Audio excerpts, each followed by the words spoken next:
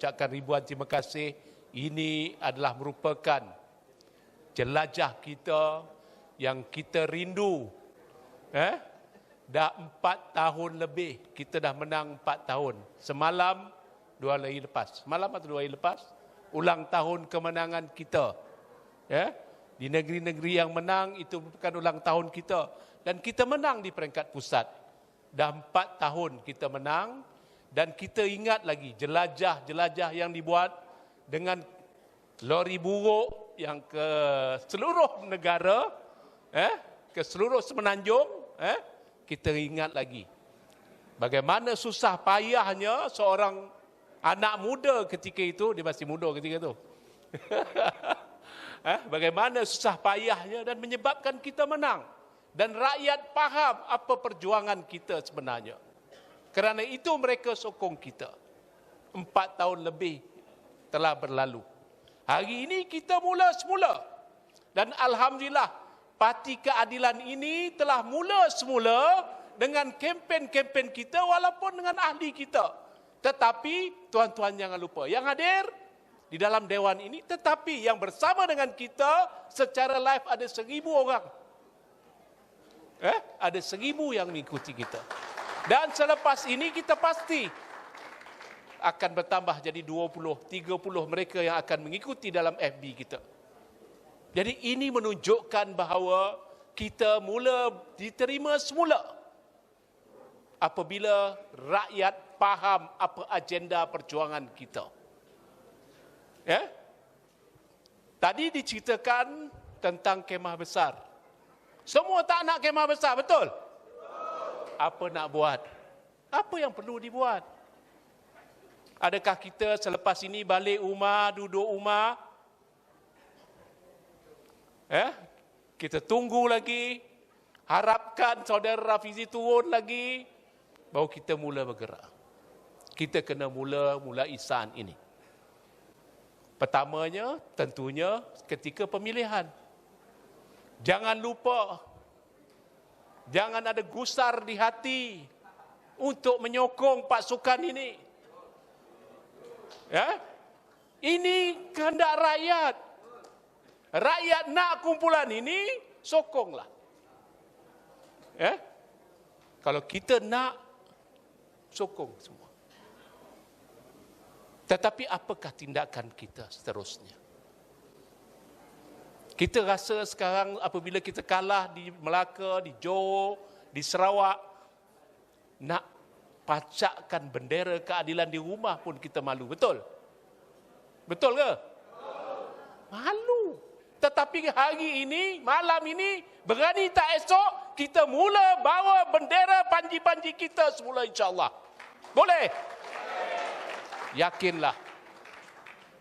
Yakinlah. Promosikanlah mulai hari ini. Mulai saat ini. Pakailah baju keadilan semula. Pakailah bendera kita. Pacak panji-panji kita di rumah-rumah. Itu yang kita mulakan. Orang nampak kecil. Tetapi kesannya besar. Apabila ada semangat daripada ahli, nak pastikan panji-panji kita dikenali semula. Semangat kita kembali semula. Itulah perjuangan kita. Kita tidak perlu malu.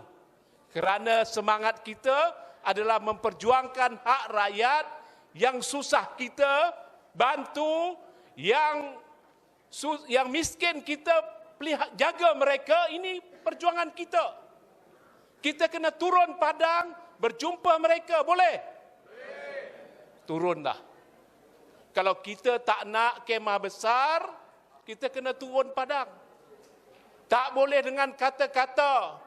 Tidak boleh dengan harapkan golongan-golongan tertentu. Nak berkempen, tuan-tuan kena bantu. Sebagai ahli yang sayangkan parti, mulalah. Mulalah daripada saat ini. Kibarkan bendera kita, tunjukkan semangat kita, turun padang, berjumpa dengan pengundi-pengundi atas pagar, ramaikan ahli-ahli kita di ranting-ranting dan cabang-cabang. Boleh? Itu tugas kita. Orang hari ini melihat keadilan telah meningkat. di saat-saat ini. Tapi belum cukup lagi untuk kita menang. Kerana itu saya berharap bahawa kita kena jual parti kita dengan betul. Rakyat tak nak kemah besar. Kita tak perlu kemah besar. Kita kena usahakan dengan usaha kita sendiri. Tadi kita kena maruah, kita kena jaga. Semangat kita kena jaga. Pendirian kita kena teguhkan. Saya yakin bahawa inilah perjuangan yang sebenar. Kita tidak ada jalan pintas.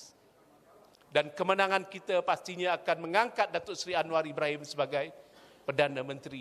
Yang punya kuasa, yang punya kekuatan. Kita tak nak dalam kemah besar nanti, kita diugut.